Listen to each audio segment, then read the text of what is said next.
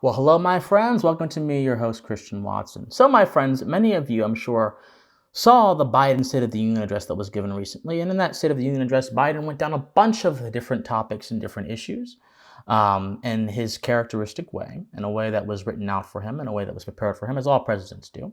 That's not my criticism. But, as I was watching the State of the Union, as I was tweeting about it, I thought about something. I thought to myself that, and this is not particularly unique to Biden, but State of the Union addresses underlie the fundamental communication problem within all politics around the world, but especially American politics. And this fundamental communication problem, my friends, is a problem of extent. It's a problem that makes it very hard to communicate depth because the structure of our communication is situated and created for oversimplification. And oversimplification can cause arguments to be bad. They can cause policy positions that really affect the lives of many people to be communicated in a boilerplate way that doesn't actually explore their flaws and their merits. And it can also cause, unfortunately, a lack of understanding of political theory, which makes people more willing to go along with utilitarian ethics in politics. Well, this thing here affects this many people in this way. Therefore, if we can affect them in this way and not this way, this must be the correct position. Of course, this approach has no room for first principles, has no room for internal morality. It's all just a cost-benefit analysis, strictly used, no respect for anything else. And of course, this approach can be abused as well. But I think that if we understand this problem of extent, we can clearly see what the problems were with Biden's State of the Union address. I understand there are going to be people that say, well, where's your video about Trump's State of the Union address? Look, logically, I don't have to address someone else's flaws or merits to analyze one's flaws or merits. Biden made the State of the Union address, and therefore I'm addressing him. I can address someone else sometime later, but logically I don't have to if I want to make an assessment of Biden's State of the Union address. This is Biden's address, therefore I'm going to address Biden's address. Sorry for the redundancy. Biden said several things that were interesting. He said that sanctions are stopping Putin, without actually mentioning there's a 40-mile long convoy, which is now, allegedly stalled by logistical problems, but is heading right to Kiev and threatens to blow it to smithereens. And that Putin has shown no signs of stopping his assault on the Ukraine, despite the entire West shutting him down from their financial infrastructure. No signs of stopping. And of course, this leads to a deeper problem. If he's showing no signs of stopping, even though we're hitting him with sanctions, then who is to say that sanctions are effective? Okay, here's a deeper problem. Who do sanctions truly hurt? Here's what Biden had to say about sanctions and who they truly hurt at his press conference when he announced the sanctions. No one expected the sanctions to prevent anything from happening. It has to show, this is going to take time, and we have to show resolve so he knows what's coming. And so the people of Russia know what he's brought on them. That's what this is all about. Oh, so this is meant particularly to inflict harm upon the people of Russia. Now this leads to another problem. What is the moral justification for inflicting harm upon someone who did nothing wrong? The people of Russia did nothing wrong. In fact, many Russians around the world and in Russia are risking their lives and protesting Putin's wars, and they don't want Putin's wars. And yet, you're going to directly punish them and their livelihood because of something that their president did. This would be like punishing me for something that Joe Biden did. It makes no logical sense. And it amounts to the guilt by association fallacy. And yet, this problem of extent that I just mentioned in our State of the Union address would say, well, we're stopping Putin with sanctions, without actually addressing the underlying political and moral effects of all of this stuff. And this causes the viewer, if they are not primed to deep thinking, to think on this basis that sanctions are justified, even though there's so many different dimensions to the extent of sanctions. Here's another one. Joe Biden said that it's time for corporations to pay their fair share. Now, someone who is pensive would say, what does it mean for a corporation to pay their fair share? What is fair? And by what principles do we determine what is fair?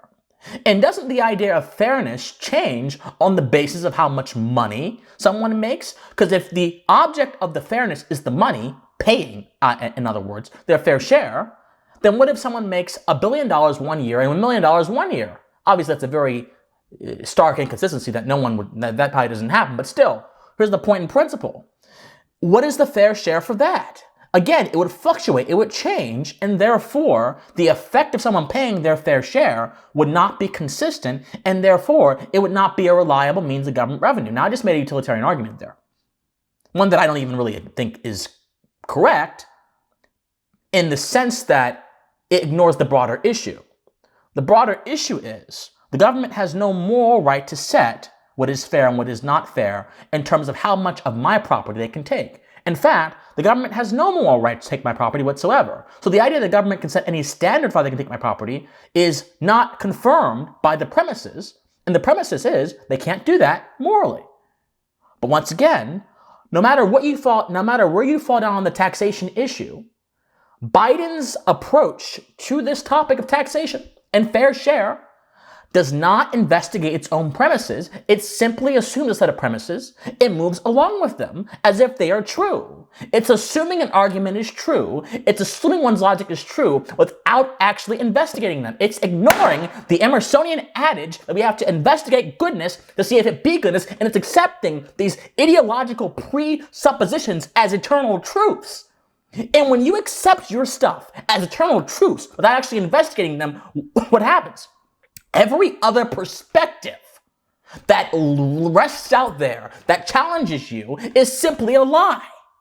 This is why a righteous mind will be one that engages with issues, no matter where that could lead the person. And someone who stagnates in their intellectual and spiritual growth is he who does not understand that the grappling of ideas, the tension between truth and falsehood, is where the person, the man, should be if he wants to understand what is going on in this world, much less in our own politics. And of course, politics is simply an extension of what happens in this world. It's the estimation of the processes of the governments of this world. That's what politics is. But if you can't understand the fundamentals, how can you understand the local? The fundamentals of logic go beyond politics, but they trickle down to our politics. Truth and falsehood exist beyond politics, but they have implications for politics. But again, there's this problem of extent that is messing up our ability to see this, and it's letting mediocre reasoning flourish. Now, here's another thing that I found that is a part of this problem of extent. Biden said he's going to cut costs for healthcare, cut costs for energy, cut costs. Well, this is really a euphemism for price fixing. And price fixing has historically been shown to fail. Not only is it shown to fail, but price fixing is a logical absurdity. Because price fixing assumes that the government can manipulate the conditions of any given economy or market to its own whims and desires. And things can go great, but that's not what happens. What happens is when the government manipulates the conditions of the market or the economy, they're doing a few things. Number one, they're implicitly saying that they can control human behavior. Because economics is fundamentally a study of human behavior, how humans respond to incentives and other things. The government cannot control human behavior, it can only suppress human behavior. So if the government suppresses human behavior in their pursuit to create a certain outcome, they're actually going to see that their intended effect is not correct. This is why a lot of economies that have central planning tend to collapse or tend not to grow, as we've seen in Cuba, unless they loosen the restrictions of their central planning, because human creativity cannot be captured or subdued by a government plan. So number one, Biden is using a foul euphemism, but Biden is also not exploring the relationship between about the origin of costs. How do costs originate? How does the price of oil originate? How does the price of energy originate? Well, you typically have a lot of competitors in a certain area, a lot of firms in a certain area, and you also have the relationships those firms have with other countries that give them the oil. You have the shipping cost of that oil. You have whatever political situation is going on in that country that gives the oil. And if you have, it all depends. There's a lot of different factors. How many workers does that company have? Okay, how much of a big competitor are they? Okay, where are they getting their stuff from?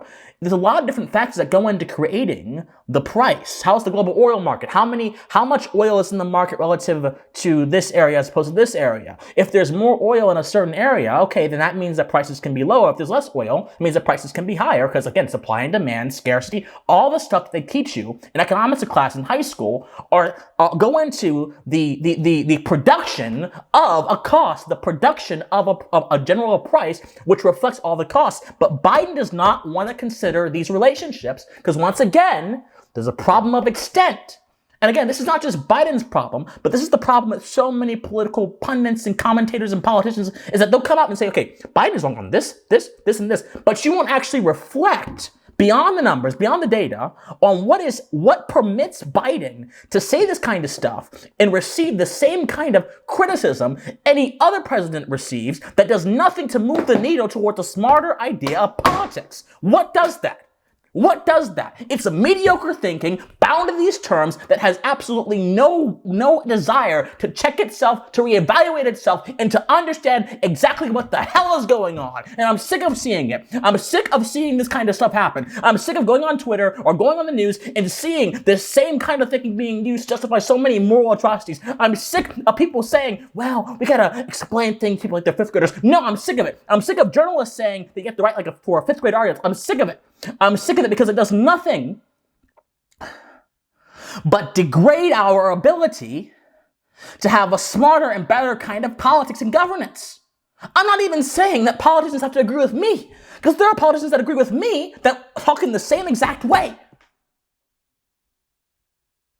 The State of the Union, my friends, for this president reflects the problem of extent and is further evidence that we need to change the terms in which we discuss our politics to include more depth, ask more questions, consider the relationships between the political issues we're talking about. Instead of just talking about cutting costs, talk about how costs originate and how these variety of relationships that we call cost go into creating the bigger idea. Instead of talking about sanctions, just stopping someone, talk about what the sanctions are doing and the moral and ethical dimensions of those sanctions. There are ways we can do this. Now, some of you may be saying, well, Christian, this has never happened in American history. It has. I'm going to put up on the screen an excerpt from Grover Cleveland's 1888 State of the Union address. And he addresses a lot of the problems going on in that period of time, but he does so from the perspective of grand eternal principles that can be applied just as easily as they were in 1888, 2022. Stop the video. Look at the excerpts and see just the distinction between how Biden and modern presidents and politicians and talkers are talking about politics and how Grover Cleveland, someone who actually did uphold the first principles of the republic, someone who actually did keep the government at a very small level, who vetoed more bills than any other president in the history of this country, who was against tariffs, who believed in economic freedom, who believed in freedom of association, someone like Grover Cleveland, who was in an age that did not have as much information as we do now, was talking much more intelligently about our politics than we are right now in this information age. What does that tell you? That tells me we've got a lot of work to do as people who inherit this intellectual tradition of Americanism that is based on natural law, that is based on first philosophy, and that is based on actually being able to grapple with issues, not run away from them like cowards under the guise of boilerplate media talking points begged to you by those in the media and those in society. Think on it. My friends, I'm fired up. I'm sorry, but this is just driving me nuts. Like, subscribe, share, comment. Patreon is up there. I can't even think right now. I love you guys so much. Stay pensive.